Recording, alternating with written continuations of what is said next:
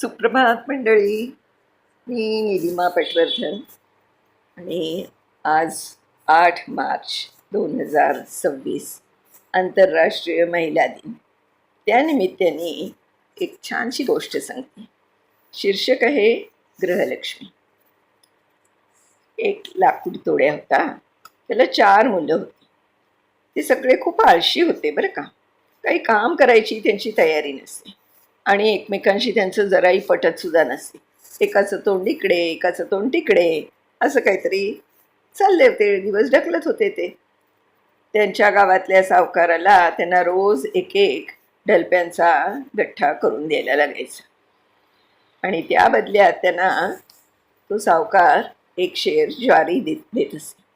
प्रत्येकजण आपल्या वाटचे ती 1 शेर ज्वारी आणत आपल्या झोपडीतील प्रत्येकाच्या स्वतंत्र चुलीवर ते भाजून त्याच्या लाया बनवत. हो, प्रत्येकाची चूलसुद्धा वेगळी होती. एकमेकांच्यासाठी कोणी थांबतही नव्हतं आणि एकमेकांच्यावरती अवलंबून पण नव्हते.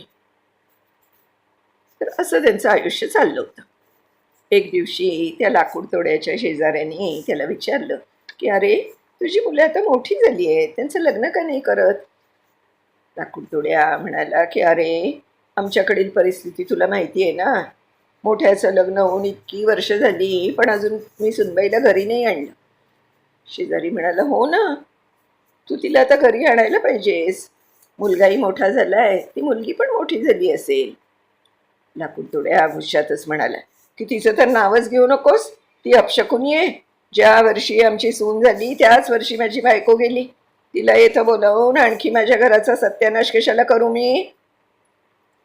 शेजाऱ्याने त्याला समजवलं की प्रत्येकाचं जीवन मरण ठरलेलं असतं, त्यात त्या मुलीचा काय दोष. लाकूड तुकड्याच्या बाकीच्या शेजाऱ्यांनी पण त्याला समजावलं की असं काही नसतं रे, तू तिला घरी घेऊन ये. मग लाकूड तोड्या तर ते पटलं आणि त्यांनी घरी तिला त्या सुनेला आणायचं ठरवलं. दुसऱ्या दिवशी त्यांनी आपल्या मुलाला सांगितलं की सुनेच्या माहेरी जा आणि तिला सासरी घरी घेऊन ये आपल्या. बापाची आज्ञा म्हणून लाकूड तोड्याचा मुलगा आपल्या बायकोला घरी घेऊन आला. आता या सुनेनं घरात आल्यावर काय पाहिलं तर घरात एक तुटकी फुटकी झोपडी, घर म्हणजे बरं का, आणि त्यात 5 वेगवेगळ्या चुली. झोपडी इतकी घाणेरडी की कधी तिथे सडा सारवंट राहोस साधी केरसुणी सुद्धा फिरलेली दिसत नव्हती. सगळीकडे कचराच कचरा. तिला तर रडूच आलं हे सगळं बघून. पण ती समजूतदार होती, हुशार होती.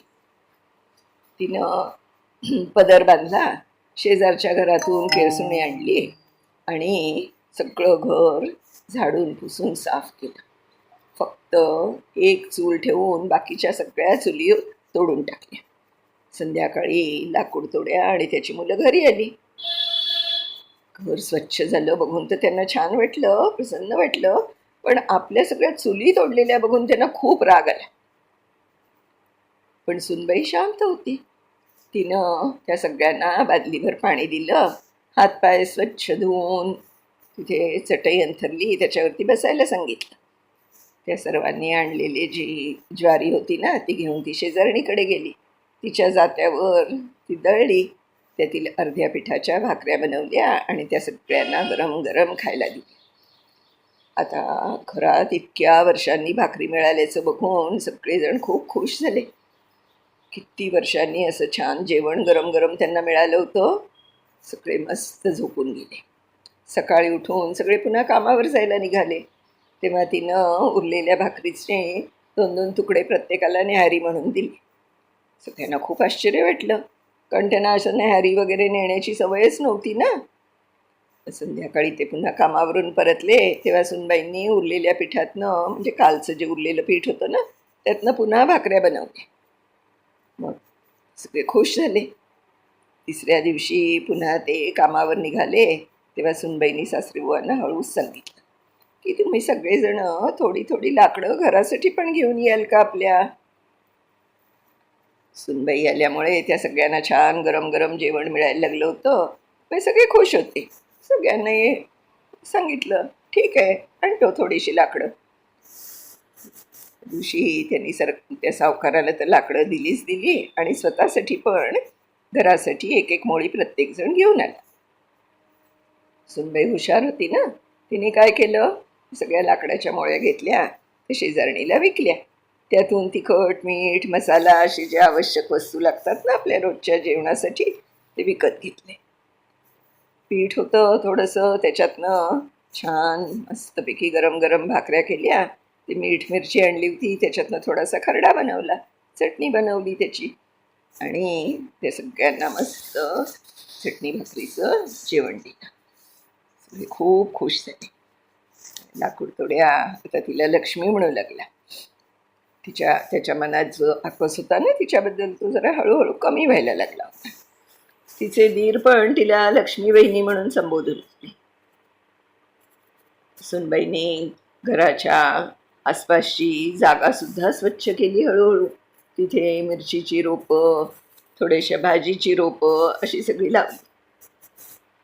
सगळेजण आता खूप मजेत होते. भाऊ भाऊ सुद्धा एकमेकांशी छान वागायला लागले होते, एकमेकांशी छान गप्पा मारत होते, एकत्र सगळे काम करायला लागले होते.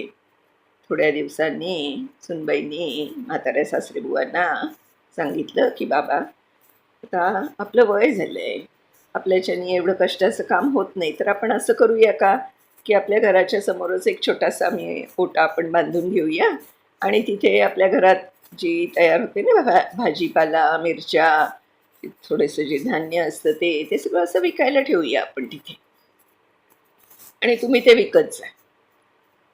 म्हणजे मग तुम्हालाही त्रास नको जास्ती. सासरेबुवांना पण ते पटलं. त्या घराच्या बाहेर त्यांनी सगळ्यांनी मिळून एक छोटासा ओटा बांधला आणि तिथे छोटंसं दुकान थाटलं. तुटक्या फुटक्या झोपडीचा एकदम कायापालट झाला, कारण आता 4 पैसे नगद मिळायला लागले होते ना, त्यामुळे सगळं हळूहळू छोटंसं म्हणजे काम करत करत त्या छोट्या झोपडीचं छोटंसं टुमदार घर झालं. आजूबाजूला कुंपण झालं. 1-2 बकऱ्या कोंबड्या दिसायला लागल्या, त्यामुळे त्यांना दूध मिळायला लागलं, अंडी मिळायला लागली. कधी कधी ते पण विकायला लागले. आजूबाजूचे जे लोक होते ना ते त्या घराकडे आणि लाकूड तोड्याच्या कुटुंबाकडे आदराने पाहू लागले. त्यांना गावात एक प्रतिष्ठा मिळाली. घरातील सगळेच जण आणि शेजारी पाजारी सुद्धा अगदी लक्ष्मी सुनबाईचं कौतुक करू लागले. तिच्यामुळेच या झोपडीला घराचं स्वरूप मिळालं, तिच्यामुळेच त्यांची भरभराट झाली, तिच्यामुळेच घराला घर पण मिळालं आणि प्रत्येकाचे एकमेकांशी असलेले संबंधही सुधारले, म्हणून तिला सगळे धन्यवाद देऊ लागले. मंडळी, गोष्ट तशी साधीच आहे, पण मला असं वाटतं हे भारतीय स्त्रीचं एक वैशिष्ट्यच आहे. स्त्री ही अशी शक्ती आहे की जी संपूर्ण घराला बांधून ठेवते. तिच्यामुळे घराला घर पण येतं, घरातच ती स्वर्ग निर्माण करते म्हणा ना. या स्त्रीला आणि तिच्यात असलेल्या शक्तीला, तिच्या कलागुणांना योग्य सन्मान दिला तर बघा ती काय नाही करू शकणार. आज आंतरराष्ट्रीय महिला दिवस म्हणून खास ही गोष्ट मी तुम्हाला सांगितली. फक्त आजच्या दिवशी हॅपी वुमन्स डे असं केवळ न म्हणता तिला रोज योग्य तो आदर सन्मान द्या आणि बघा ती कशी शून्यातून विश्व निर्माण करते. तिच्या जीवनात मग रोजच हॅपी वुमन्स डे असेल. पटतंय ना मंडळी? ही जी गोष्ट आहे ना, ही मध्य प्रदेशात शिकलेल्या माझी एक जी मैत्रीण आहे ममता, हिच्याकडनं मला मिळाली. तिथल्या बालभारतीच्या एका हिंदी पुस्तकामध्ये ही गोष्ट होती. त्याला मी थोडासा मराठी साज लेववला आणि तुमच्या पुढे प्रस्तुत केली. ममता, खूप खूप धन्यवाद तुझे. तुझ्यामुळे आज मला इतकी सुंदर गोष्ट माझ्या श्रोतृवर्गाला सांगता आली. तर मंडळी बघा, पटतंय की नाही तुम्हाला हे सगळं?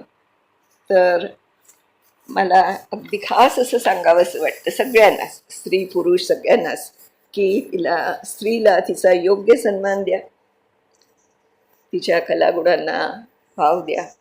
आज आपण सगळीकडे बघतो की प्रत्येक क्षेत्रामध्ये स्त्री पुढे आहे.